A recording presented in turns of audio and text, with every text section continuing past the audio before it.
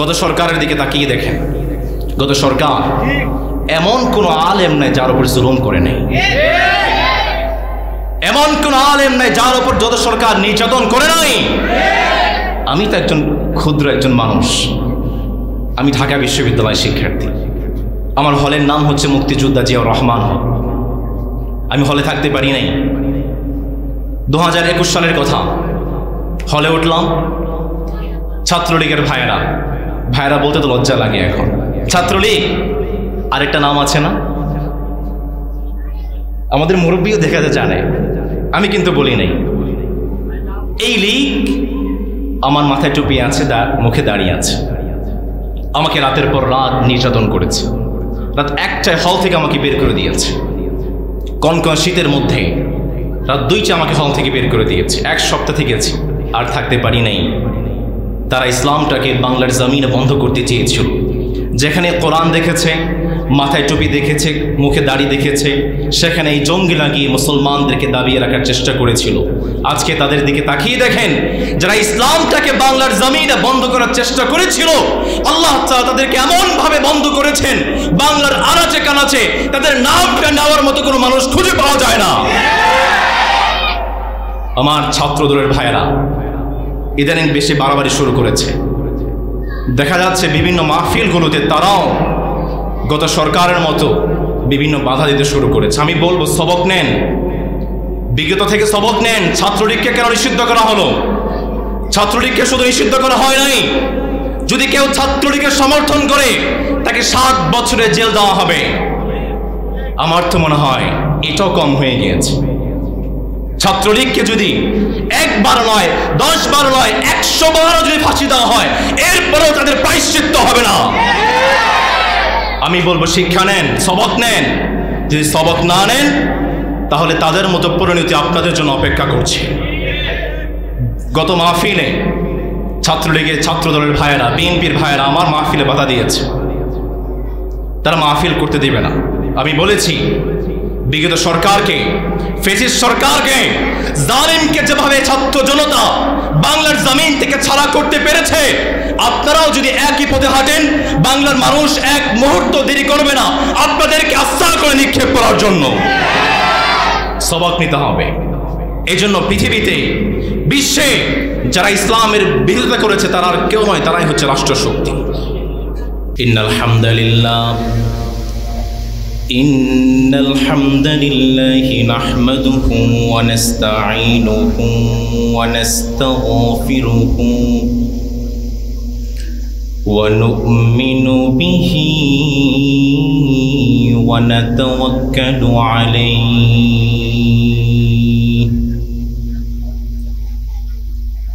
ونعوذ بالله من شرور أنفسنا ومن سيئات أعمالنا من يهده الله فلا مضل له ومن يضلله فلا هادي له ونشهد أن لا إله إلا الله وحده لا شريك له لا ضد له ولا ند له ولا معين له لا ولد له ولا والد له ولا شريك له وهو الله الواحد الفرد الصمد لم يلد ولم يولد ولم يكن له كفوا أحد ونشهد أن سيدنا ونبينا وحبيبنا ومولانا محمد الذي أرسله بالحق بشيرا ونذيرا وداعيا إلى الله بإذنه وسراجا منيرا.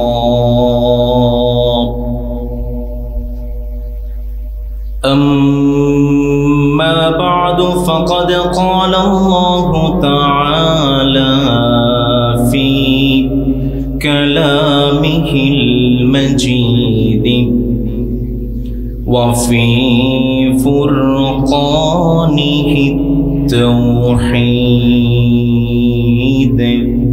সবাই পড়েন أعوذ بالله من الشيطان الرجيم.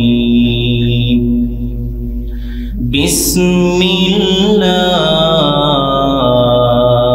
الرحمن الرحيم. يسألك الناس عن الساعة قل إنما علمها عند الله إن الله وملائكته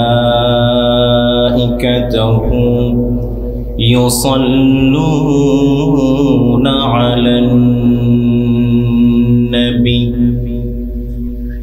يا أيها الذين آمنوا صلوا عليه وسلموا تسليما. اللهم صل على محمد وعلى آل محمد كما صليت على إبراهيم وعلى آل إبراهيم إنك حميد مجيد. সবাই পড়ে اللهم بارك على محمد وعلى آل محمد كما باركت على إبراهيم وعلى آل إبراهيم إنك حميد مجيد. বাংলাদেশের আধ্যাত্মিক রাজধানী ঘাসিটোলা সবুজ সেনা বি ব্লকবাসীর উদ্যোগে ষষ্ঠ দোয়া ও তাফসীর কোরআন মাহফিল। আজকের এই মাহফিলের সম্মানিত সভাপতি বিশিষ্ট ইসলামী চিন্তাবিদ, বিশিষ্ট শিক্ষাবিদ, হাজারো আলেমের উস্তাদ, আসাতিদুল উলামা, আমাদের মাথার তাজ হযরত হাফিজ মাওলানা মুফতি আল আমিন কাসিমি সাহেব দামাত বারাকাতুহুম আতাল আল্লাহু উমরাহ ওয়া বারাকাল্লাহু ফি হায়াতিহি। আমরা সবাই পড়ছি আমিন। প্রাণপ্রিয় আমার শাহজালাল ও সম্মানিত উত্তরসূরি, প্রাণপ্রিয় সিলেটবাসী, আপনারা সবাই কেমন আছেন? সারিবদ্ধ চা বাগান, গহীন অরণ্য আর ঝর্ণা, শাহজালালের উত্তরসূরি, প্রাকৃতিক কন্যা, ৩৬০ আউলিয়ার এই পুণ্যভূমিতে, বাংলাদেশের আধ্যাত্মিক রাজধানী এই সিলেটের মাটিতে কোরআনের মাহফিলের আয়োজন করতে পেরে আপনারা খুশি না বেজার? আমরা খুশি পরিমাণেও বেশি। আকাশ বাতাস কাঁপিয়ে রবের দরবারে শুকরিয়া জ্ঞাপন করছি। সবাই পড়ছি আলহামদুলিল্লাহ, আরও পড়ছি রব্বানা লাকাল হামদ হামদান কাসীরা তাইয়্যিবা মুবারাকান ফীহি। আমরা প্রশংসা করেছি কার? সব সময় প্রশংসা করব কার?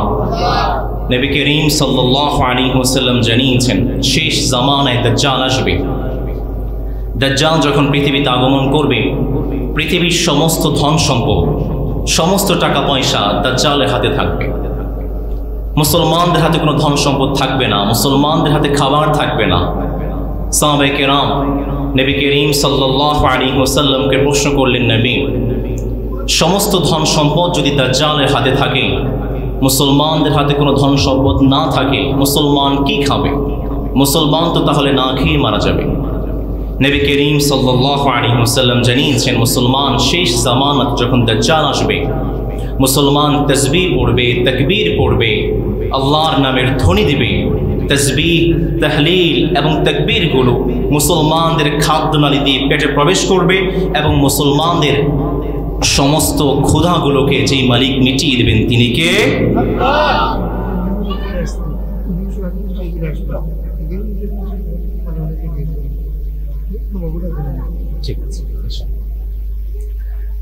নবী করিম সাল্লাল্লাহু আলাইহি ওয়াসাল্লাম বললেন তাসবিহ তাহলিল গুলো শেষ জামানায় দাজ্জালের যুগে যখন মুসলমান তাসবিহ তাহলিল গুলো পড়বে, মুসলমানদের খাদ্যনালী দিয়ে পেটে প্রবেশ করবে আর মুসলমানদের সমস্ত ক্ষুধাগুলোকে যেই মালিক মিটিয়ে দিবেন।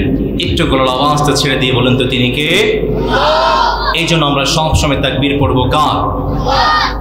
বিগত কয়েকদিনে কোনো মানুষ তারা বলতে সাহস করেছিল এই আল্লাহু আকবারের তাকবীর এটা নির্দিষ্ট কিছু রাজনৈতিক দলের স্লোগান। তারা বলতে সাহস করেছিল এটা নাকি বিতর্কিত স্লোগান।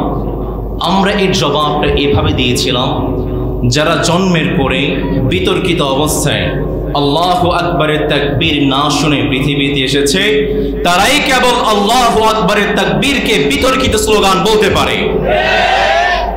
আমরা বলি তোমাদের যাদের আল্লাহু আকবারের তাকবীর ভালো লাগে না, তোমাদের পরিবারকে বলে যাও, তোমাদের ফ্যামিলিকে বলে যাও, তোমাদের ওয়াইফ ছেলে সন্তানকে বলে যাও যেন তোমরা মৃত্যুবরণ করার পরে কবরে না দিয়ে শ্মশানে পোড়ায়, ঠিক কিনা? এই জন্য আমরা মুসলমান তাকবীর নিয়ে বাঁচতে চাই, মুসলমান আল্লাহু আকবারের তাকবীর নিয়ে বাঁচতে চায়, মুসলমান আল্লাহু আকবারের তাকবীর দিয়ে প্রত্যেকটা যুগে কুফার এবং মুশরিকদের তখতাউসকে ধ্বংস করেছে। পৃথিবীতে আল্লাহু আকবারের তাকবীর এটা কোনো বিতর্কিত স্লোগান নয়। আল্লাহু আকবারের তাকবীর এটা কোনো নির্দিষ্ট রাজনৈতিক স্লোগান নয়। আল্লাহু আকবারের তাকবীর এটা হচ্ছে মুহাম্মদের স্লোগান। আল্লাহু আকবারের তাকবীর এটা হচ্ছে ওমরের স্লোগান। আল্লাহু আকবারের তাকবীর এটা হচ্ছে ওসমানের স্লোগান। আল্লাহু আকবারের তাকবীর এটা হচ্ছে আলীর স্লোগান। আল্লাহু আকবারের তাকবীর এটা পুরো বিশ্বের 200 কোটি মুসলমানের স্লোগান। চিল্লায় বলেন ঠিক কিনা? মুসলমান স্লোগান নিয়ে বাঁচতে চায়। আমি একটু দেখতে চাই সিলেটের ভাইদের গলায় রবের নামে কতটুকু তাকবীর আছে, রবের নামে কতটুকু ভালোবাসা আছে। আমি পড়ব লিল্লাহি তাকবীর, আপনারা পড়বেন আল্লাহু আকবার। রাজি আছেন ইনশাআল্লাহ? আমি পড়ছি লিল্লাহি তাকবীর, আপনারা আল্লাহু আকবার। লিল্লাহি তাকবীর। মাশাআল্লাহ, আপনাদের হৃদয়ে রবের জন্য ভালোবাসা আছে। লিল্লাহি তাকবীর, লিল্লাহি তাকবীর, নারায়ে তাকবীর, নারায়ে তাকবীর। প্রাণপ্রিয় ভাইরা আমার, নবী করিম সাল্লাল্লাহু আলাইহি ওয়াসাল্লাম আমাদের কাছে যে কোরআনটা নিয়ে এসেছেন, এই কোরআনটাকে যদি সামারাইজ করি আমরা দেখতে পাই পৃথিবীতে কিছু কিছু মানুষ তারা ইসলামকে সত্য জন্য ইসলামের বিরোধিতা করেছে। পৃথিবীতে কিছু কিছু মানুষ নবীদেরকে সত্য জন্য নবীদের বিরোধিতা করেছে। পৃথিবীতে কিছু কিছু মানুষ কোরআনকে সত্য জন্য কোরআনের বিরোধিতা করেছে। কোরআনকে সামারাইজ করে আমরা দেখতে পাই নবী করিম সাল্লাল্লাহু আলাইহি ওয়াসাল্লামের মাধ্যমে আল্লাহ তাআলা যে কোরআনটা দিয়েছেন, এই কোরআনের মাধ্যমে আল্লাহ তাআলা জানাচ্ছেন পৃথিবীতে কিছু কিছু মানুষ জেনে শুনে কোরআনের বিরোধিতা করবে, পৃথিবীতে কিছু কিছু মানুষ জেনে শুনে মাহফিলের বিরোধিতা করে, জেনে শুনে কিছু কিছু মানুষ ইসলামের বিরোধিতা করে।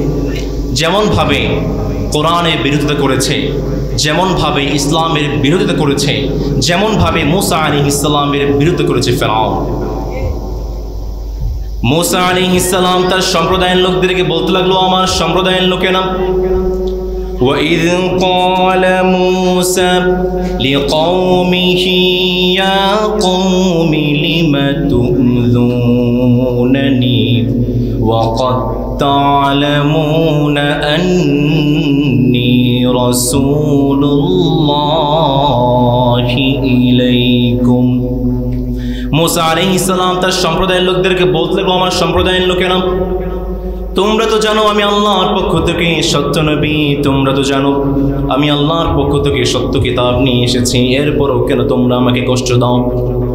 ঈসা আলাইহিস সালাম তার সম্প্রদায়ের লোকদেরকে বলতে লাগলো, আমার সম্প্রদায়ের লোকেরা, وَإِذْ قَالَ عِيسَى ابْنُ مَرْيَمَ يَا بَنِي إِسْرَائِيلَ إِنِّي رَسُولُ اللَّهِ إِلَيْكُمْ। ঈসা আলাইহিস সালাম তার সম্প্রদায়ের লোকদেরকে বলতে লাগলেন, আমার সম্প্রদায়ের লোকেরা, তোমরা তো জানো আমি আল্লাহর পক্ষ থেকে সত্য নবী, তোমরা তো জানো আমি আল্লাহর পক্ষ থেকে সত্য কিতাব নিয়ে এসেছি, এরপরও কেন তোমরা আমাকে কষ্ট দাও? আদম আলাইহিস সালাম থেকে শুরু করে বিশ্বনবী মুহাম্মদুর রাসূলুল্লাহ সাল্লাল্লাহু আলাইহি ওয়াসাল্লাম পর্যন্ত রব্বুল আলামিন যত নবী যত রাসূল পাঠিয়েছেন, সব নবী সব রাসূল তার উম্মতদেরকে জানিয়ে দিয়েছেন, সব নবী সব রাসূল তার উম্মতদেরকে জানিয়েছেন, ওয়া মুবাশশিরাম বিরাসূলি ইয়াতি মিন বাদি ইসমুহু আহমদ। সব নবী সব রাসূল তার উম্মতদেরকে জানিয়েছেন, আমার পরে একজন রাসূল আসবে, আমার পরে একজন নবী আসবে, তার নাম হচ্ছে আহমদ। তার নাম কি? Giving great tidings of a messenger to come after me, whose name shall be Ahmad. তার নাম কি? আরো জোরে বলতে হবে, তার নাম কি? মহানবী বলে তারে কেউ বাজাকে,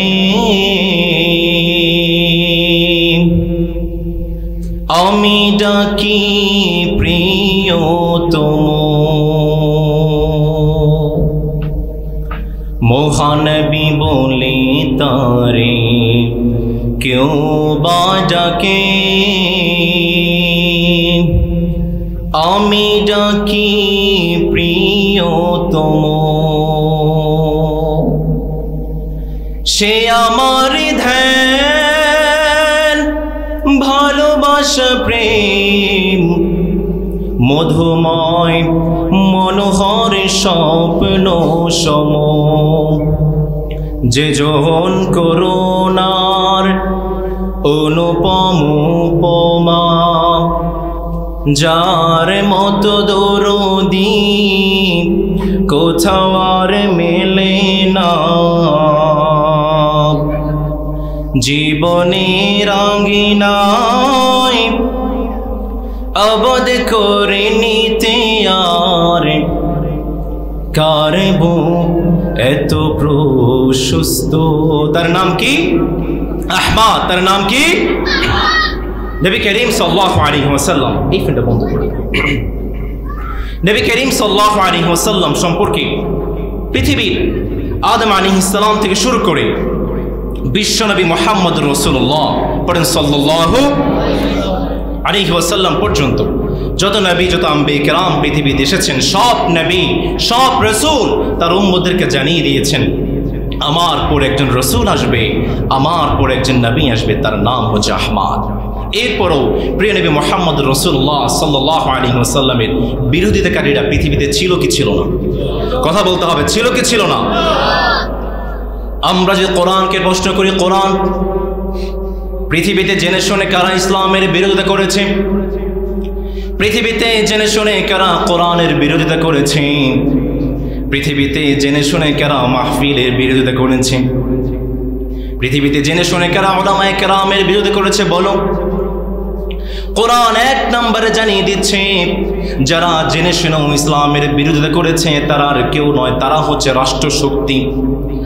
যেমন ভাবে বিরোধিতা করেছে ফেরাউন, যেমন ভাবে বিরোধিতা করেছে নমরুদ।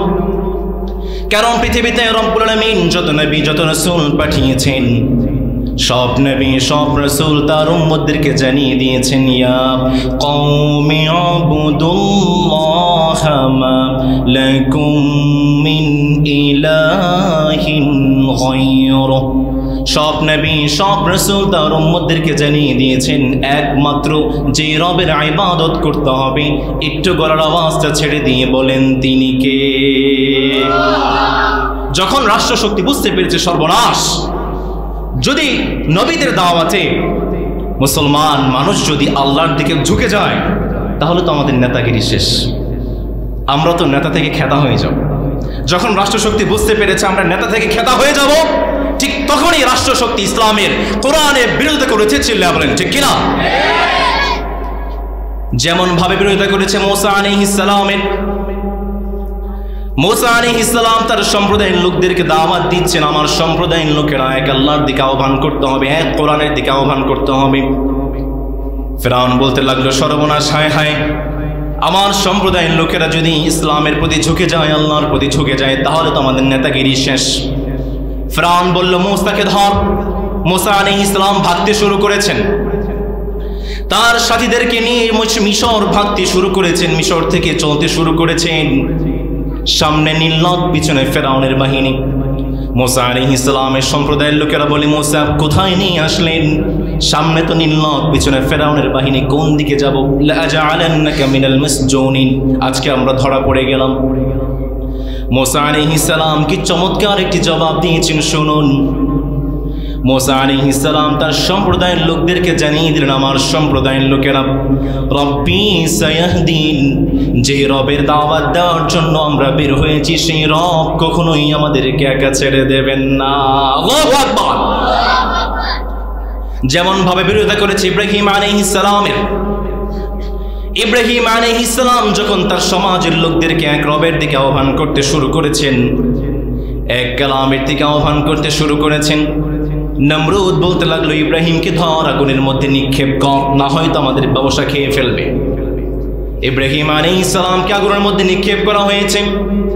জিবরিল আলাইহিস সালাম ইব্রাহিমের কাছে এসে বললেন, ও ইব্রাহিম, কি করতে পারি আপনার জন্য বলেন। ইব্রাহিম আলাইহিস সালাম জবাব দিয়ে দিলেন, জিবরিল, যে রবের দাওয়াত দেওয়ার জন্য আগুনে নিক্ষিপ্ত হয়েছি সেই রব কখনোই আমাদেরকে একা ছেড়ে দেবেন না। সুবহানাল্লাহ। রব্বুল আলামিন আগুনকে আদেশ করে দিলেন, কুলনা ইয়া নারু কুনি বারদাও ওয়া সালামান আলা ইব্রাহিম।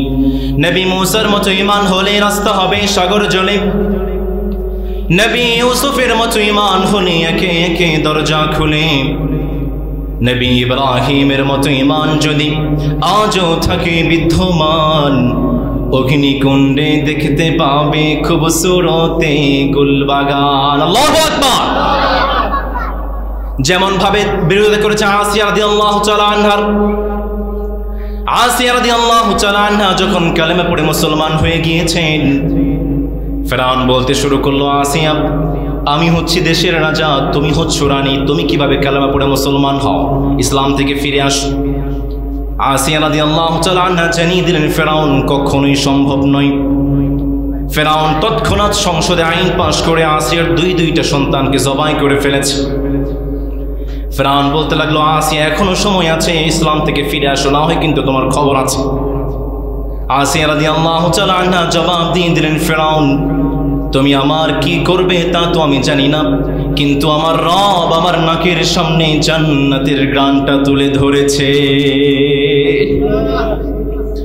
রব্বুল আলামিন আসিয়া রাদিয়াল্লাহু তাআলা আনহাকে জানিয়ে দিলেন, রব্বি ইবনি লি ইনদাকা বাইতান ফিল জান্নাহ। পৃথিবীতে আসিয়া রাদিয়াল্লাহু তাআলা আনহাকে এত বেশি কষ্ট দেওয়া হয়েছে, এত বেশি নির্যাতন করা হয়েছে, পৃথিবীতে অন্য কোনো মানুষকে ইসলামের কারণে এত বেশি কষ্ট দেওয়া হয় নাই। আপনারা তো মাছ ভাজি খান, মাছ ফ্রাই করেন না? আসিয়া রাদিয়াল্লাহু তাআলা আনহাকে গরম তেলের মধ্যে ভাজা ফ্রাই করে দেওয়া হয়েছে। এত কষ্ট আসিয়া রাদিয়াল্লাহু তাআলা আনহাকে দিয়েছে, এরপরও কি আসিয়া রাদিয়াল্লাহু তাআলা আনহা ইসলাম থেকে এক বিন্দু পরিমাণ সরে এসেছেন নাকি? সুসংবাদ স্বরূপ রব্বুল আলামিন আসিয়া রাদিয়াল্লাহু তাআলা আনহাকে জানিয়ে দিলেন, আসিয়া জান্নাতে আমার পাশে তোমার জন্য একটা ঘর আমি বানিয়ে দিলাম। মালিক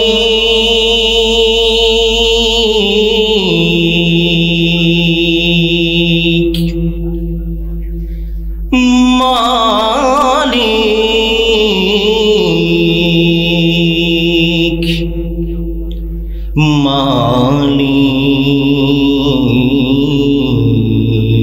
মালিক, একটি ঘর বানিয়ে দিও, একটি ঘর বানিয়ে দিও। যারা পড়েন পড়েন, মালিক তুমি জান্নাতে তোমার পাশে আমায় একটি ঘর বানিয়ে দিও, একটি ঘর বানিয়ে দিও। চিল্লায় পড়েন আমিন। আসিয়া রাদিয়াল্লাহু তাআলা আনহা এক বিন্দু ইসলাম থেকে ফিরে আসে নাই। এই জন্য কোরআন বলছে পৃথিবীতে যারা সবচেয়ে বেশি ইসলামের বিরোধিতা করেছে তারা আর কেউ নয়, তারা হচ্ছে আজকে রাষ্ট্রশক্তি। 2 নম্বরে কোরআন বলছে কিছু কিছু মানুষ যারা ধর্ম নিয়ে ব্যবসা করে, কিছু কিছু মানুষ যারা ধর্ম নিয়ে রাজনীতি করে, ধর্ম নিয়ে ব্যবসা করতে চায়, তারা দেখবেন যুগে যুগে ইসলামের বিরুদ্ধে দাঁড়িয়ে গিয়েছে। তারা বলতো আমরা নাকি ধর্ম ব্যবসায়ী, আমরা নাকি ধর্ম ব্যবসায়ী। আমি বলি যারা ধর্মের মুখোশ লাগিয়ে রাজনীতি করে, ভণ্ডামি করে, বরঞ্চ তারাই হচ্ছে আসল ধর্ম ব্যবসায়ী। আপনাদের এই সিলেটে একজন আছেন না, চুনারুঘাটে, নাম যেন কি? শুরু করছি মহান আল্লাহর নামে, যিনি পরম করুণাময় অসীম দয়ালু। মাশাআল্লাহ, খুব চমৎকার কথা বলেছেন। কিন্তু এর আড়ালে আপনি রাজনীতি করতে গিয়ে যে ভণ্ডামিগুলো করেছেন, ছাত্রদের উপর গুলি চালানোর মতো দুঃসাহস আপনি দেখিয়েছেন, এটা প্রমাণ করছে আমরা ধর্ম ব্যবসায়ী নই, বরং আপনাদের মতো মুখোশ পরা আপনারাই হচ্ছেন আসল ধর্ম ব্যবসায়ী। দেখেছেন একজন দরবেশ বাবা ধরা খেয়েছে। আমরা ধর্ম ব্যবসায়ী নই, তারাই হচ্ছে ধর্ম ব্যবসায়ী। এই কোরআন আরো চমৎকার করে বলছে, বান্দা শোনো শোনো, ইয়া আইয়ুহাল্লাযীনা আমানু ইন্না কাসীরাম মিনাল আহবার والرهبان ليأكلون أموال الناس بالباطل ويصدون عن سبيل الله। এই কোরআন বলছে আমার ভাইরা শোনো শোনো, এই কোরআন কত চমৎকার করে শিখিয়ে দিচ্ছে। দেখো ধর্ম ব্যবসায়ী কারা? তোমাদের সমাজে এক প্রকার মানুষ আছে যারা মাজার করে টাকা কামায়। তোমাদের সমাজে এক প্রকারের মানুষ আছে যারা মাজার করে ফুলুস কামায়, যারা মাজারের নাম নিয়ে ভণ্ডামি করে, যারা মাজারের নাম নিয়ে গাঁজা খায়। কোরআন বলছে তারাই হচ্ছে আসল ধর্ম ব্যবসায়ী। আর যখন সত্যিকারের উলামায়ে কেরাম তাদের বিরুদ্ধাচরণ করে, তাদের মুখোশটাকে উন্মোচন করতে চায়, ঠিক তখনই তারা ইসলামের বিরুদ্ধে দাঁড়িয়ে যায়। ঠিক কিনা? 3 নম্বরে কোরআন বলছে কারা ইসলামের বিরোধিতা করে? শোনো শোনো, যারা অবৈধ পন্থায় টাকা পয়সা ইনকাম করে, যেমন ভাবে বিরোধিতা করেছে কারণ, উমাইয়া। কারণ তারা খুব ভালো করে জানে যদি কোরআন বিশ্বে চলে আসে, যদি ইসলাম ক্ষমতায় চলে যায়, তাহলে তাদের সুদের রাস্তা শেষ। যদি ইসলাম ক্ষমতায় চলে যায় তাহলে তাদের ঘুষের রাস্তা শেষ। যদি ইসলাম ক্ষমতায় চলে যায় তাহলে তাদের সমস্ত অবৈধ পন্থা ইনকাম শেষ। যখনই তারা বুঝতে পেরেছে, ঠিক তখনই তারা পরোক্ষভাবে ইসলামের বিরোধিতা শুরু করে দেয়। ঠিক কিনা? এই 3 প্রকারের মানুষ যুগে যুগে কোরআনের বিরোধিতা করেছে। এই 3 প্রকারের মানুষ যুগে যুগে ইসলামের বিরোধিতা করেছে। এই তিন প্রকারের মানুষ যুগে যুগে কোরআনের মাহফিলের বিরোধিতা করেছে। আমি আপনাদেরকে প্রশ্ন করতে চাই, তারা বিরোধিতা করেছে ঠিক, কিন্তু ইসলামের আলোটাকে কি তারা নিভিয়ে যেতে পেরেছে? কথা বলতে হবে, নিভিয়ে যেতে পেরেছে? কোরআন জানিয়েছে ইউরিদুনা লিইউতফিউ নূরাল্লাহি বিআফওয়াহিহিম ওয়া ইয়াবাল্লাহু ইল্লা আইয়ুতিম্মা নূরাহু ওয়ালাউ কারিহাল কাফিরুন। তারা মনে করে ইসলামের আলো একটা মোমের বাতি যে ফু দিয়ে নিভিয়ে দেবে, কিন্তু এটা কোনো মোমের বাতি নয়, এটা হচ্ছে কারেন্টের লাইট যার সুইচ কার হাতে। আরো জোরে বলতে হবে, যার সুইচ কার হাতে। এই জন্য যুগে যুগে নবুয়তের দীপ শেখার সাথে কুফফারদের অগ্নিস্ফুলিঙ্গের সংঘর্ষ হয়েছে। ইতিহাস লক্ষ্য করে দেখেন, কুফফারদের অগ্নিস্ফুলিঙ্গ ধ্বংস হয়ে গিয়েছে, আর নবুয়তের দীপ শিখা আজও জ্বলজ্বল করছে, ঠিক কিনা? ইসলাম শিখিয়েছে অসত্যের কাছে কভু নত নাহি হবে শির, ভয়ে কাঁপে কাপুরুষ লড়ে যাইবে। এই জন্য ইসলামের জন্য, কোরআনের জন্য লড়তে রাজি আছো মুসলমান? কে কে রাজি আছো? হাত আল্লাহকে দেখিয়ে দাও। তাকবীর, লিল্লাহি তাকবীর, লিল্লাহি তাকবীর, লিল্লাহি তাকবীর। আল্লাহ তাআলা আমাদেরকে দ্বীন ইসলামের জন্য কবুল করুন। আমরা পড়ি আমিন। আরো জোরে পড়েন আমিন। সম্মানিত প্রিয় ভাইয়েরা, আমি আমার আলোচনার শুরুতেই কোরআন আল কারীমের একটি আয়াত থেকে তেলাওয়াত করেছি। রব্বুল আলামিন সূরাতুল আরাফের 187 নম্বর আয়াত কত চমৎকার করে বলছেন, বান্দা, সূরাতুল আরাফের 187 নম্বর আয়াত, এই আয়াতটি আল্লাহ তাআলা মক্কার কাফেরদের একটি প্রশ্নের জবাবে নাজিল করেছে। মক্কার কাফেররা আল্লাহর হাবিবকে প্রশ্ন করে, ও মুহাম্মদ, তুমি যে পরকালের কথা বলো, তুমি যে কিয়ামতের কথা বলো, সেই কিয়ামতটা কখন আসবে? মক্কার কাফেররা আল্লাহর হাবিবকে প্রশ্ন করে, মুহাম্মদ, ওয়ায়াকুলুনা মাতা হাযাল ওয়াদু ইন কুনতুম সাদিকিন। মক্কার কাফের আল্লাহর হাবিবকে প্রশ্ন করে, মুহাম্মদ, তুমি যে পরকালের কথা বলো, তুমি যে কিয়ামতের কথা বলো, সেই কিয়ামতটা কখন আসবে বলো। রব্বুল আলামিন কত সুন্দর করে, কত চমৎকার করে জানাচ্ছেন, বান্দা শুনো শুনো। ইয়াস্তাজিলু বিহাল্লাযীনা লা ইউমিনুনা বিহা ওয়াল্লাযীনা আমানু মুশফিকুনা মিনহা।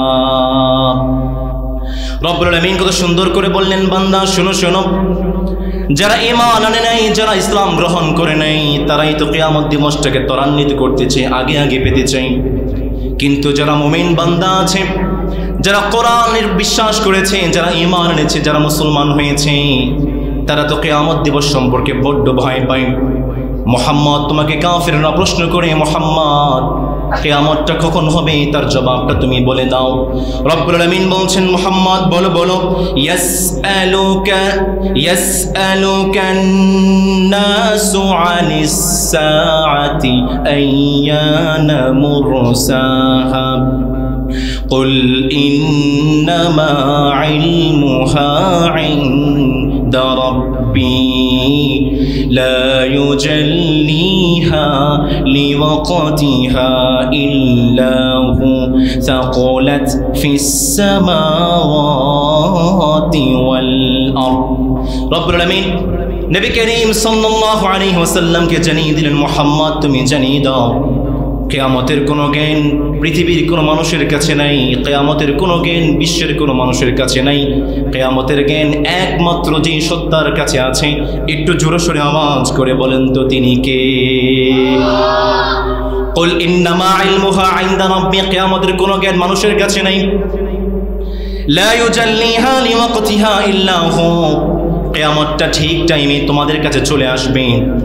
সাকুলাত ফিস সামাওয়াতি ওয়াল আরদ, কিয়ামতটা আকাশবাসী এবং পৃথিবীবাসীর জন্য বড্ড ভয়ঙ্কর হবে, ভারী হয়ে যাবে।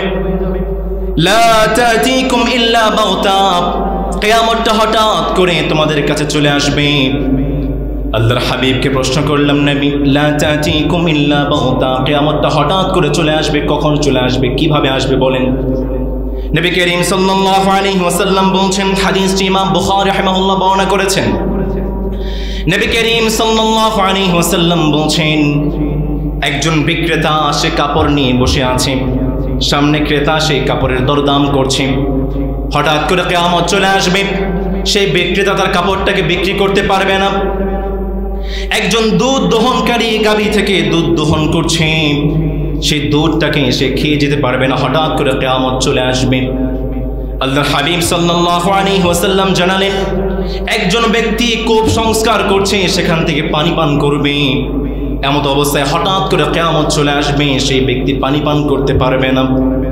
আরেকজন মানুষ খাবার খাচ্ছিল, লোকমা তুলছিল, হঠাৎ করে এমন অবস্থায় কিয়ামত চলে আসবে, সেই লোকমাটা তার মুখে দিয়ে যেতে পারবে না। হঠাৎ করে কিয়ামত চলে আসবে।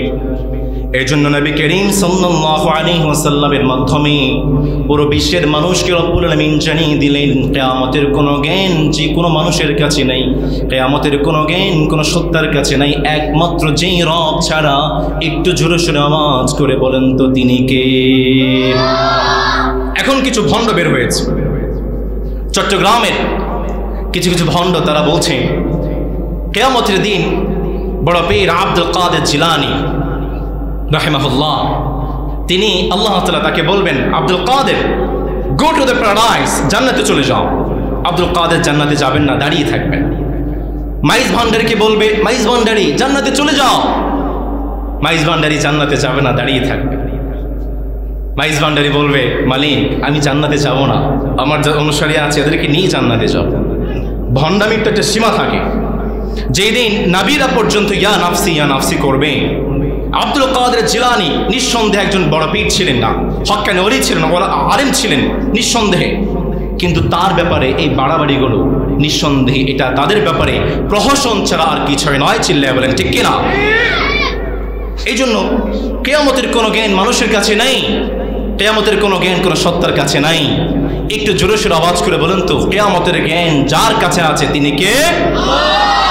নবী করিম সাল্লাল্লাহু আলাইহি ওয়াসাল্লাম এমন একটা মজলিসে প্রবেশ করলেন। প্রবেশ করে দেখতে পেলেন সাহাবায়ে কেরাম আলোচনা করছেন। সাহাবায়ে কেরাম কি নিয়েছেন কথা বলছেন। আল্লাহর হাবিব সাল্লাল্লাহু আলাইহি ওয়াসাল্লাম প্রশ্ন করলেন, মা তাযাকারুন, ও আমার প্রিয় সাহাবারা কি নিয়ে প্রশ্ন করছো? সাহাবায়ে কেরাম প্রশ্ন জবাব দিলেন, নাযকুরুস সাআ নবী, আমরা তো কিয়ামত সম্পর্কে আলোচনা করছিলাম। নবী করিম সাল্লাল্লাহু আলাইহি ওয়াসাল্লাম বললেন, আমার প্রিয় সাহাবারা খুব মনোযোগ দিয়ে শুনতে হবে। কিয়ামতের আগে 10টি আলামত তোমাদের কাছে প্রকাশ পেয়ে যাবে। এই 10টি আলামত প্রকাশ পাওয়ার আগে তোমাদের কাছে কিয়ামতটা উপস্থিত হবে না। আমরা আল্লাহর হাবিবকে প্রশ্ন করলাম, নবী সেই 10টি আলামতগুলো কি? নবী করিম সাল্লাল্লাহু আলাইহি ওয়াসাল্লাম 1 নম্বরে বললেন, দুখান, পৃথিবীতে একটা ধোঁয়া বের হবে কিয়ামতের আগে। 2 নম্বরে আল্লাহর হাবিব বললেন, দাজ্জাল, পৃথিবীতে দাজ্জাল আসবে। 3 নম্বরে নবী করিম সাল্লাল্লাহু আলাইহি ওয়াসাল্লাম বললেন, দাব্বা, পৃথিবীতে এমন একটা জন্তু আসবে যে জন্তু মানুষের সঙ্গে কথা বলতে পারবে। 4 নম্বরে আল্লাহর হাবিব বললেন, আজকের যে সূর্যটা পশ্চিম থেকে, আজকের যে সূর্যটা পূর্ব থেকে উদিত হয়ে পশ্চিমে অস্ত যায়, কিয়ামতের আগে এই সূর্যটা পূর্ব থেকে নয় বরং পশ্চিম থেকে উদিত হবে। 5 নম্বরে আল্লাহর হাবিব সাল্লাল্লাহু আলাইহি ওয়াসাল্লাম বললেন, কিয়ামতের আগে ঈসা আলাইহিস সালাম পুরো বিশ্বের কাছে আসবেন, মুসলমানদের কাছে আসবেন। 6 নম্বরে আল্লাহর হাবিব বললেন, ইয়াজুজ ওয়া মাজুজ, পৃথিবীতে ইয়াজুজ মাজুজ আসবে। 7 নম্বরে আল্লাহর হাবিব বললেন, খাসফুন ফিল মাশরিক, পশ্চিমে পূর্বে ভূমিকম্প হবে। খাসফুন ফিল মাগরিব, পশ্চিমে ভূমিকম্প হবে। 9 নম্বরে আল্লাহর হাবিব বললেন, খাসফুন ফি জাজিরাতিল আরব, আজকের আরব ভূখণ্ডে ভূমিকম্প হবে।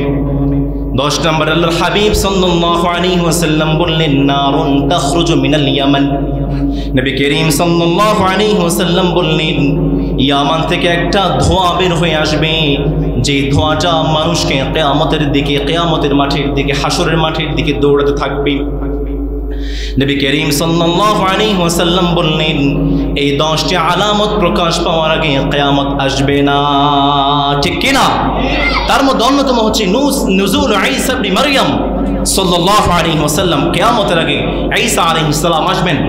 ঈসা আলাইহিস সালামকে সমর্থন করার জন্য, শক্তি যোগানোর জন্য যিনি আসবেন তার নাম হচ্ছে ইমাম মাহদী। তার নাম কি? আজকে আমরা ইমাম মাহদী আলাইহিস সালাম সম্পর্কে ইতিবৃত্ত জানবো ইনশাআল্লাহ। রাজি আছেন ইনশাআল্লাহ? ইমাম মাহদী কে ছিলেন? ইমাম মাহদী আলাইহিস সালাম কখন আসবেন পৃথিবীতে? ইমাম মাহদী আলাইহিস সালাম যখন পৃথিবীতে আসবেন তখন তৎকালীন বিশ্বের অবস্থা কেমন হবে আমরা আজকে জানতে চাই। রাজি আছেন ইনশাআল্লাহ? আমরা আল্লাহর হাবিব সাল্লাল্লাহু আলাইহি ওয়াসাল্লামকে প্রশ্ন করলাম, নবী ইমাম মাহদীর নাম কি হবে বলেন। নবী করিম সাল্লাল্লাহু আলাইহি ওয়াসাল্লাম এক নম্বরে জানিয়ে দিলেন, ইউয়াতি ইসমুহু ইসমি ওয়া ইসমু আবিহি ইসমু আবি।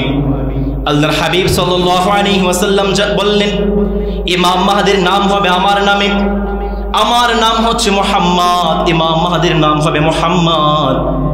আমার নাম হচ্ছে আহমদ, ইমাম মাহদীর নাম হবে আহমদ। আমার বাবার নাম হচ্ছে আব্দুল্লাহ, ইমাম মাহদীর বাবার নাম হবে আব্দুল্লাহ। আমরা আল্লাহর হাবিব সাল্লাল্লাহু আলাইহি ওয়াসাল্লামকে প্রশ্ন করলাম, নবী ইমাম মাহদীর নাম যদি হয় আহমদ, ইমাম মাহদীর নাম যদি হয় মুহাম্মদ, তাহলে আমরা কেন ইমাম মাহদীকে ইমাম মাহদী বলি? জানার দরকার আছে না নেই? নবী করিম সাল্লাল্লাহু আলাইহি ওয়াসাল্লাম তিনটা কারণ বলেছেন। আমার কথা যদি বুঝে থাকেন প্রিয় সিলেট ভাইয়েরা, একটু জোরে সোরে আওয়াজ করে বলেন তো কয়টা কারণ? আরো জোরে বলেন কয়টা? নবী করিম সাল্লাল্লাহু আলাইহি ওয়াসাল্লাম বললেন তিনটা কারণে ইমাম মাহদী আলাইহিস সালামকে ইমাম মাহদী বলা হবে। তার মধ্যে এক নম্বর হচ্ছে ইমাম মাহদী আলাইহিস সালাম সমস্ত গোপন বিষয়গুলোকে প্রকাশ করবেন। সুবহানাল্লাহ পড়বেন না?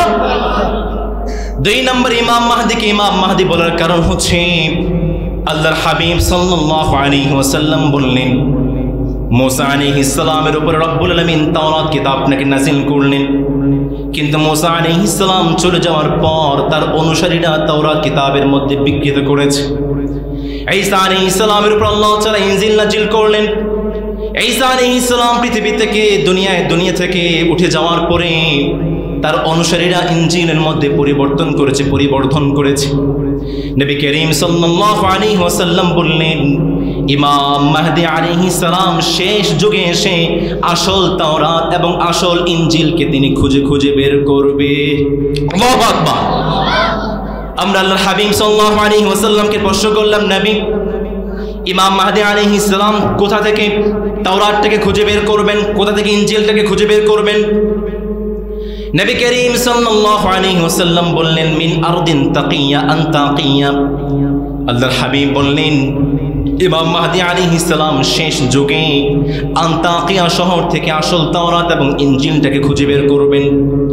আমার প্রিয় সিলেটের ভাইরা তো বড্ড স্মার্ট মানুষ, আপনাদের কাছে তো স্মার্টফোন আছে, একটু গুগলে প্রশ্ন করে দেখেন, গুগল আপনাকে জবাব দিয়ে দেয় আনতাকিয়া কোথায়। গুগল আপনাকে জবাব দিয়ে দেয় আনতাকিয়া হলো বর্তমানে তুরস্কের হাতাই প্রভিন্সের একটি শহরের নাম হচ্ছে আনতাকিয়া।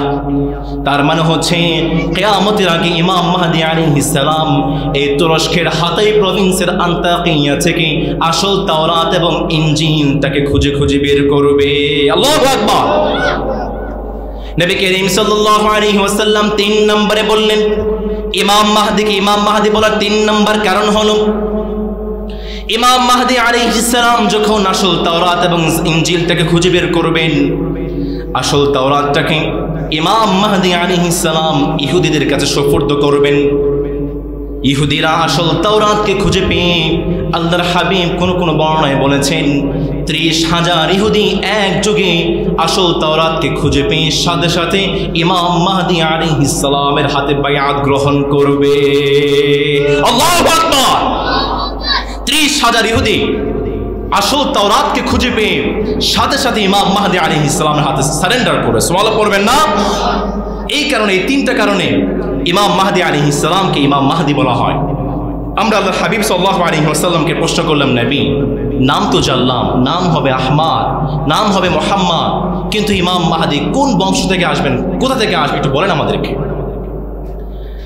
আমরা আল্লাহর হাবিব সাল্লাল্লাহু আলাইহি ওয়াসাল্লামকে প্রশ্ন করলাম, নবী ইমাম মাহদীর গোত্রটা কি হবে বলেন।